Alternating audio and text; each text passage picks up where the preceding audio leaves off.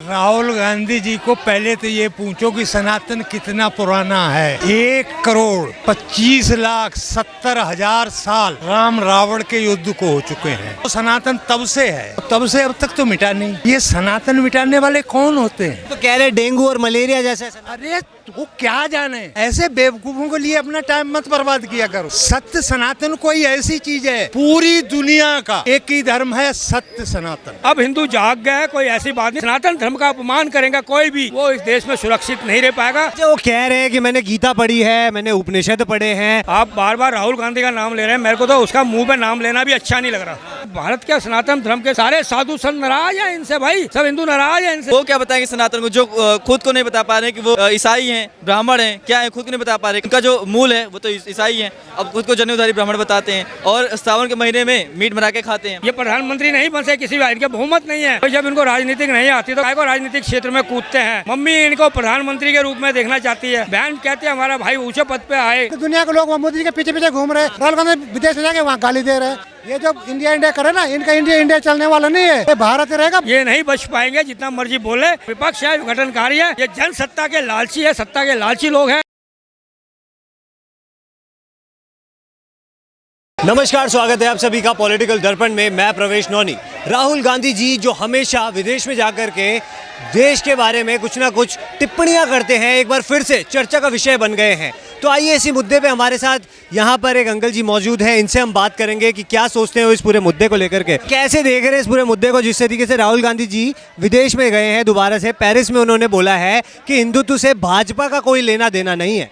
आप देखिए हमारे देश में इतना बड़ा जागरूक बाहर विदेशों से आए G2 का सम्मेलन हो रहा था और उसके बावजूद ये फिर देश से बाहर थे।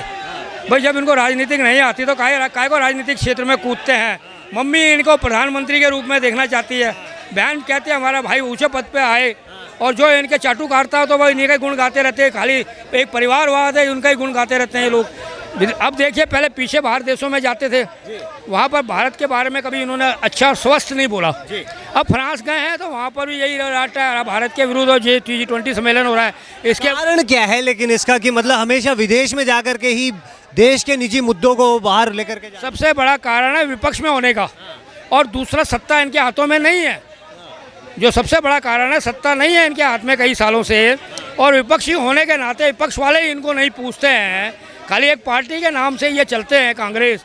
इस वजह से ये दुख का सबसे बड़ा कारण है, और इसीलिए इनका कई बार मानसिक स्क्रू ढीला हो जाता है। अच्छा, वो कह रहे हैं कि मैंने गीता पढ़ी है, मैंने उपनिषद पढ़े हैं, लेकिन यहाँ पर कहीं पे भी पता नहीं लगता कि हिंदू जो हैं वो इस तरीके का आतंक फैलाते हैं। आप देखिए उन्होंने बोला मेरे को इसका ज्ञान है, मुझे इसका ज्ञान है, मैंने ये पढ़ा है। आप एक चीज़ बताइए, अगर पढ़ा होता और जो इनके पार्टी प्रवक्ता या इनके नेता हैं वो सनातन धर्म का अपमान करते थे, उन पर रोक सोनिया गांधी या राहुल गांधी नहीं लगा सकते? लगानी चाहिए ना इनको। पर कहने का मतलब ये जो भी है झूठ बोलते हैं, ये झूठ पे खड़े हैं। ये आप कभी बोलते नहीं कि हम जमानत में हैं, ये भी तो बोलना चाहिए ना कि हम जमानत में हैं इस देश में। अरे नया भारतवर्ष है, आने वाले टाइम पे अब इनको इतनी लंबी जमानत मिलने वाली नहीं है और तुरंत फैसला होने वाला है। यही इनके अंदर कारण है। जितने भी छटपटाए लोग हैं विपक्ष में, जिन्होंने इंडिया बनाया अपना, है ना, ये लोग इसलिए छटपटा रहे हैं कि आने वाले टाइम पे देखना लालू पे केस चल गया, CBI का अब ओपन हो गया, अब इन पे भी केस ओपन होंगे, और ये छटपटा रहे हैं पानी के बिना जैसे मछली छटपटा रही है। अच्छा, वो कह रहे हैं कि मैंने किसी भी हिंदू विद्वान को ये कहते हुए कभी नहीं सुना कि उन लोगों को दबाया जाए जो लोग आपसे कमज़ोर हैं, उनके ऊपर सनातन थोपा जाए। देखिए तो अपने पुराने दादी दादियों की बात बता रहे हैं, कमज़ोर लोगों को दबाया करते थे। अब एक मुस्लिम जो बहुत बड़े बहुसंख्या में थे तो उनको मजबूर थे, वो कमज़ोर थे क्षेत्र में, तो उनको इन्होंने दबा के रखा, वोट बैंक बना के रखा। अब हिंदू जाग गए, कोई ऐसी बात नहीं। सनातन धर्म का अपमान करेगा कोई भी, वो इस देश में सुरक्षित नहीं रह पाएगा। ये जितना मर्जी सनातन धर्म का अपमान कर ले। और उन्होंने जब साधुओं पे इनकी सरकार थी, जब साधुओं पर अत्याचार होकर उनकी हत्या कर दी थी, इन्होंने उस केस को क्यों दबाया, उनको कैसे छोड़ दिया गया, ये सबसे बड़ा सवाल है। ये खड़ा रहेगा और ये दबने वाला नहीं है। युवा कलाकार मारे जाते हैं, उनको आत्महत्या में घोषित कर दिया जाता है अपना पाप छुपाने के लिए, अपने मित्रों का पाप छुपाने के लिए। ये नहीं बच पाएंगे जितना मर्जी बोले। मैंने कहा ना, विपक्ष है, विघटनकारी है, ये जन सत्ता के लालची है, सत्ता के लालची लोग हैं, इनको सत्ता की भूख इनसे जाती नहीं है।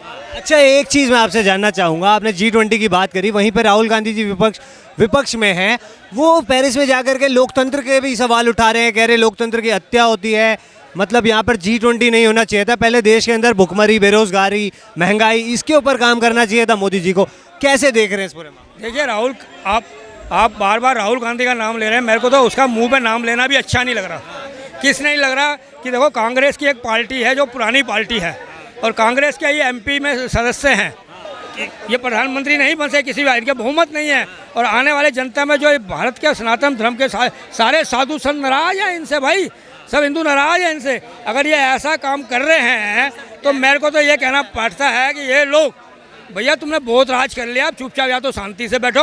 अब जनता सब बदल चुकी है, गरीब लोग सब बदल चुके हैं। कहीं ऐसा ना हो कि तुम जो अपनी यात्रा, प्यार की यात्रा, उसकी यात्रा, द्वेष की यात्रा विदेशों में फैलाते हो आप लोग, ये सब कहीं यहाँ धरी की धरी रह जाए और आपको वापस किसी देश में जाके शरण लेना पड़े। चलिए और लोगों से भी बात करेंगे। क्या नाम हो सर? जी हर्ष पांडे।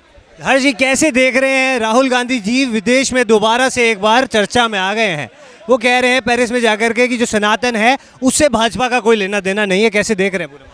देखिए सनातन के ना, हम जैसे हिंदुओं से लेना देना है, हमसे युवाओं से लेना देना है, हम जैसे सभी सनातनियों से लेना देना है। किसी पार्टी विशेष का सनातन लेना देना करेगी? पार्टी विशेष का अस्तित्व थोड़ी डिपेंड करेगा सनातन पे। हमारे सनातन डिपेंड करता है। हमारे सनातन अभी आपने देखा होगा, हमारे सनातन से वसुधैव कुटुंबकम है, one earth, one family, one future, जो पूरे विश्व माना है।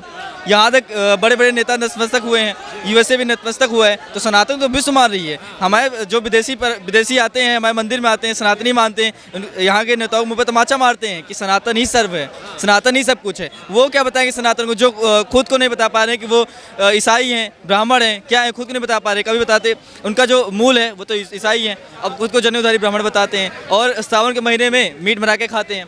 ये उनके हाल है लालू जी के साथ, ठीक है। तो उनको सनातन के बारे में कुछ पता नहीं है, उनको सिर्फ टिप्पणियाँ करनी है, ठीक है। और इनके ऐसे नेता ना आए हैं, और हमें लगता है कि इनकी नैया पार नहीं होगी वाली ना। लगातार जो है ये बात चल रही थी कि उदयनिधि स्टालिन जो है अभी DMK के हैं तमिलनाडु से, उन्होंने अभी हाल ही में सनातन को खत्म करने का एक बयान दिया था। उन्होंने डेंगू और मलेरिया के साथ हो गया। तो यहाँ पर कहा जा रहा था कि राहुल गांधी जी, यहाँ पर देखा जाएगा कि राहुल गांधी जी इस बार अपना जो समर्थन है DMK से वापस लेते हैं या नहीं। लेकिन यहाँ तो राहुल गांधी जी खुद ही वो दे रहे हैं। कैसे देख रहे हैं पूरा विपक्ष जो है पूरा इस बारे में बयान पे, सनातन के ऊपर ही बयानबाजी करता जा रहा है? देखिए पहली बार हम DMK की फुल फॉर्म आपको बताना चाहते हैं। डेंगू, मलेरिया, कुष्ठ रोग, ठीक है, DMK की फुल फॉर्म यही है। और ये धीरे धीरे नष्ट हो जाते हैं, इनकी दवाइयाँ ये नष्ट हो जाते हैं। तो वैसे ये धीरे धीरे नष्ट हो जाएंगे, पहली बात। दूसरी बात, आपने राहुल गांधी गठबंधन की बात करी।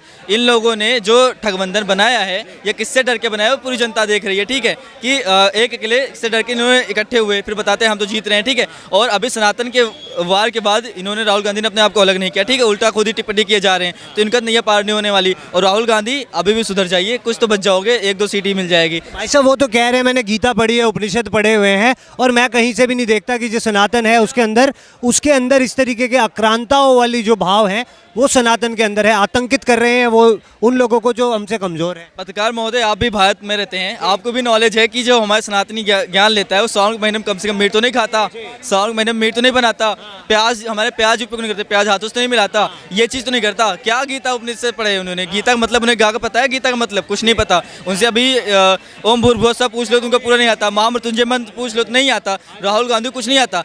और राहुल गांधी बात करते कि जब हम आएंगे तो ये कर देंगे। अरे भैया, अब 70 साल रह के तुम्हारी सरकार ने कुछ नहीं किया। अगर इतना अच्छा किया होता तो आप बाहर पढ़ लेना जाते, यही हमारे देश में पढ़ते, ठीक है। वो तो कह रहे 70 साल में हमने देश का विकास किया, एम्स दिया, IIT दिया। भैया इतना दिया तो आप विदेश पढ़ने क्यों गए थे? आप तो यहीं पढ़ते, विदेश पढ़ने क्यों गए? आज पूछता है एक देश का युवा आपसे, एक देश का स्टूडेंट पूछता है आपसे कि आप विदेश पढ़ने क्यों गए? आपको यहीं पढ़ना चाहिए था, ठीक है। और अभी बात करते हैं कि सनातन पे, सनातन इनको कुछ नॉलेज नहीं है, ठीक है। इनको बात ही नहीं करना चाहिए कि भाई हमें कुछ नॉलेज नहीं, हम नहीं बोल सकते, सीधा ये कह के हट जाना चाहिए, ठीक है। क्या कारण है कि जो विपक्ष है इस तरीके के सनातन के ऊपर इस तरीके के बोल रहा है लगातार, और 2024 के चुनाव जो है वो बहुत ज़्यादा नज़दीक है, और ऐसे में जो है विपक्ष का जो है दूसरा चेहरा नज़र आ रहा है सनातन के खिलाफ? पत्रकार जी, आपको बताना चाहते हैं, ये हम आपके चैनल बताना चाहते हैं सभी को।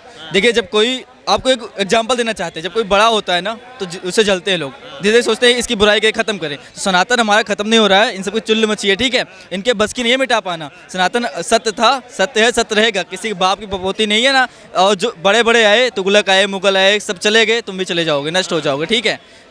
अच्छा, वहाँ पर एक जो संजय राउत जी हैं महाराष्ट्र से हैं, वो भी कह रहे हैं कि राहुल गांधी जी की बातों में सत्य है, जो बीजेपी है वो सनातन को सिर्फ ढाल बना करके राजनीति कर रही है, बाकी सनातन से भाजपा का कोई लेना देना नहीं। संजय राउत जी पहले अपने आप पार्टी बचा लीजिए, ठीक है। शिवसेना 2 भागों में बट गई, खुद तो संभाल नहीं पा रहे, पहले अपना घर देखिए, ठीक है। शिवसेना 2 भागों में बट गई है, अपना तो संभाल नहीं पाए, देश की बातें करते हैं आप, ठीक है। खुद तुम्हारा अस्तित्व तो नहीं है, कब खत्म हो जाओ, कब पार्टी से बाहर कर दिया जाओ, फर्जी बयानबाजी करोगे पार्टी से बाहर कर दिया जाओगे, तुम्हारा अस्तित्व तो नहीं है, ठीक है। बात करते हो तुम सनातन की, सनातन अड़ी गए, और तुम जैसे नेता तो उल्टे से बयानबाजी देखिए अपने टीआरपी बढ़ाते हैं, ठीक है। संजय राउत जी आपको कुछ इसमें आप भी संजय राउत हो, संजय हमारे गीता हुआ से एक धनंजय शब्द से संजय शब्द लिया गया है, वो भी हमारे सनातनी का है। लगातार जो जिस तरीके से देखा जा रहा है, जो गठबंधन हुआ INDIA का, इसके लगातार जितने भी मेंबर हैं, पार्टियां हैं, वो सारे इसी तरीके के बयान क्यों देते जा रहे हैं। कभी स्वामी प्रसाद मौर्य जी देते हैं, कभी उदयनिधि स्टालिन जी देते हैं, कभी केसी वेणुगोपाल जी भी समर्थन देते हैं। राहुल गांधी जी से भी उम्मीद नहीं थी ऐसी, लेकिन राहुल गांधी जी ने भी दे दिया इस तरीके का बयान। ये पत्रकार जी आप 3 सवाल पूछे हैं। पहली बात गठबंधन नाम लिया आपने, ये डरे हुए हैं, पहली बार डर के इकट्ठे हुए कि हमारा तो रोटियां चल नहीं रही भाई, अब तो सेकना पड़ेगा कहीं से। तो कह रहे हैं कि मोदी जी डरे हुए। पत्रकार जी सुन लीजिए, हम बताना ये चाहते हैं कि पहले किसके डर से इकट्ठे हुए। आटा लीटर में जुगाड़ नहीं है, आटा कैसे किलो मिलता है, लीटर में जुगाड़ करने आए हैं, ठीक है। तो इसके डर से 26, 27, 28 दल का ठगबंधन बनाए हैं और डर के इकट्ठे हुए। तीसरी बात आपने कहा कि सनातन में बार बार सवाल किए जा रहे हैं, अब कोई इनके पास मुद्दा बचा नहीं है। अब स्वामी प्रसाद मौर्य की बात करते हैं, हम यूपी से हैं, यूपी की बात बताते हैं। स्वामी प्रसाद मौर्य जैसे नेता कोई अस्तित्व नहीं बचा है। ये जब मायावती की पार्टी में थे, बसपा में, पैर छू के उन्हें जीभ से उनकी तलवा चाटते थे, वो भी पैर छूना भी एक सनातन परंपरा से आती है। आपकी हमारे पास 1000 फोटो होंगे, आपको दिखा सकते हैं हम, जो आप छू रहे थे पैर, तलवा जब चाट रहे थे तब आपको परंपरा नहीं याद है, पैर नहीं छूना चाहिए, अंगूठा का पानी धोकर नहीं पीना चाहिए। स्वामी प्रसाद मौर्य जी आपको बताना चाहते हैं, आप बात कीजिए शिक्षा की, रोजगार की, आप बात कीजिए कॉलेज की, आप बात कीजिए बेरोजगारी कितनी है उसकी बात कीजिए। आपके विधानसभा में आएंगे और देखेंगे ना तो क्या काम किया, आपकी पोल खुल जाएगी स्वामी जी। और स्वामी जी, आपका नाम भी स्वामी जी है, कृपया पहले सत्य पे आ जाइए। और अभी हमारे गुरुजी ने, राजू दास जी ने आपको प्रसाद दिया था, आप सुधरे नहीं हो। और पहली बात और बताते हैं, इनकी बेटी बीजेपी सांसद है, ये दरबदलू हैं, बसपा के बाद भाजपा में आते हैं, ये 3 साल आराम से मलाई मारते हैं, कुछ नहीं याद आता। 4थे साल इन्हें याद आता है कि हमें पार्टी से अलग होना है, ये सोचते हैं बीजेपी हार जाएगी, क्योंकि हर 5 साल बाद यूपी में नियम था, सत्ता परिवर्तन हो जाता था, लेकिन इस बार हुआ नहीं, ठीक है। रिकॉर्ड इतिहास तो बदल गया, योगी है तो मुमकिन है, ठीक है। यूपी प्लस योगी है उपयोगी, रिकॉर्ड टूट गया भाई साहब। योगी सरकार पूर्ण बहुमत से आई, इन जैसे धब्बो लग गए इन सबके मुंह पे। और बताना चाहते हैं, स्वामी प्रसाद मौर्य बीजेपी में थे, 3 साल मलाई मारे, ठीक है। 4थे साल इन्हें याद आता है, अरे यार अब तो पार्टी छोड़नी चाहिए, अब सत्ता में अखिलेश आ जाए, इनके साथ जाके हम मलाई मारते हैं, कुछ नहीं बनेगा तो मंत्री फिर से बन जाएंगे, ना उप मुख्यमंत्री बने तो, ठीक है, मंत्री तो बन ही जाएंगे, चलती रहेगी जीविका। अब सपा में आ गए भाई, हम तो आ गए दल बदल से सपा में, दल बदलू जी, इनके बाप का नाम बदलू, आ गए दल बदलू करके सपा में। उसके बाद सरकार बनी नहीं, इनकी खिचड़ी तो चुरी नहीं, ठीक है, वो उबलती बह गई, ठीक है। अब इनके पास मुद्दा नहीं था यार, हमें कोई देख नहीं रहा है, हमारे पास टीआरपी के लिए कुछ है नहीं, तो ये आगे भाई सनातन, एक ले लिया मुद्दा सनातन, कि अब कुछ नहीं तो देश सभी सनातनी है, भड़क जाएंगे, स्वामी नाम ही जान जाएंगे, इनको कोई जानता तक नहीं था, स्वामी नाम ही जान जाएंगे, तो मात्र एक टीआरपी बहाना है। राहुल गांधी जी को पहले तो ये पूछो कि सनातन कितना पुराना है। 1,25,70,000 साल राम रावण के युद्ध को हो चुके हैं, तब तो सनातन तब से है और तब से अब तक तो मिटा नहीं। ये सनातन मिटाने वाले कौन होते हैं? वो कह रहे हैं कि भाजपा का सनातन के साथ कोई भी लेना देना, जानते ही नहीं कि है क्या। ऐसा वो तो पूजा पाठ करते हैं, जनेऊ धारण अब बता तो रहे हैं, इनके मोतीलाल नेहरू के बाप का नाम गयासुद्दीन गाजी था। अभी उन्हीं के समर्थन में एक पार्टी है DMK तमिलनाडु की, वो कह रहे हैं कि सनातन को खत्म ही कर देना चाहिए। कौन? उदयनिधि स्टालिन। वो तो एक दिन तो खुद जिंदा नहीं रह सकते सनातन के बिना। तो कह रहे डेंगू और मलेरिया जैसे। अरे वो क्या जाने, ऐसे बेवकूफों के लिए अपना टाइम मत बर्बाद किया करो। सत्य सनातन कोई ऐसी चीज है, पूरी दुनिया का एक ही धर्म है, सत्य सनातन। ये जो बनाए हुए धर्म है अपनी पद्धति पूजा और इबादत के लिए, सत्य सनातन किसी का विरोध ही नहीं करता, किसी का भी विरोध नहीं करता, केवल सत्य के लिए ये कहता है कि सत्य के लिए अगर तुम देख रहे हो और तुम्हारे सामने असत्य है तो तुम्हें उसी टाइम जान दे देनी चाहिए।